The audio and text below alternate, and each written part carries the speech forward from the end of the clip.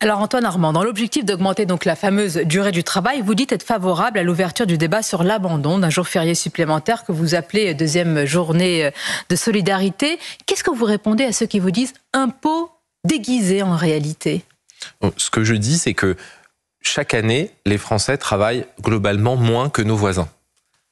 C'est-à-dire sur la durée... Sur la durée annuelle du travail. C'est un maquis statistique sur ce plan-là. Une manière très simple de le dire, c'est qu'en moyenne, un Français travaille nettement moins que ses voisins. Et sur une année. Et qu'est-ce que ça a comme conséquence? Ça a comme conséquence moins de cotisations, donc moins de financement de notre modèle social, moins de recettes aussi, et puis évidemment moins d'emplois, moins de travail, moins de croissance. Or, c'est cette croissance qui crée de la richesse.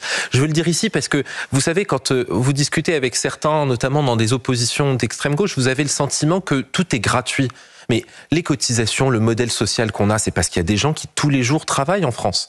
Et donc, travailler un petit peu plus collectivement, en commençant par s'assurer que chacun respecte la durée de travail qui est fixée, évidemment, dans tous les secteurs, c'est indispensable. Mais monsieur le ministre, est-ce que c'est tant cette durée du travail ou le fait qu'il n'y a pas assez de Français qui travaillent? Ce sont souvent les deux extrêmes d'âge, moins de 25 ans et les fameux seniors. Vous avez tout à fait raison de différencier les deux sujets. La première chose, c'est le taux d'emploi. Comment est-ce qu'on fait pour que plus de personnes de la société française soient au travail? C'est le principe de la réforme des retraites, c'est le principe de l'apprentissage, les jeunes, et c'est le principe de la réforme du RSA, oui. Accompagner les gens qui sont au RSA pour s'assurer qu'ils retrouvent un emploi. C'est le principe de la réforme de l'assurance chômage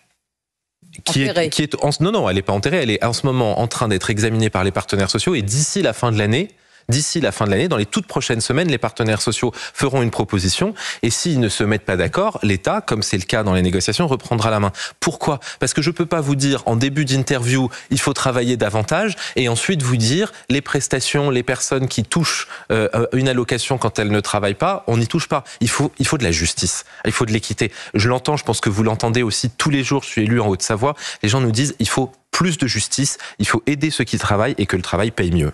Plus de justice, justement. Comment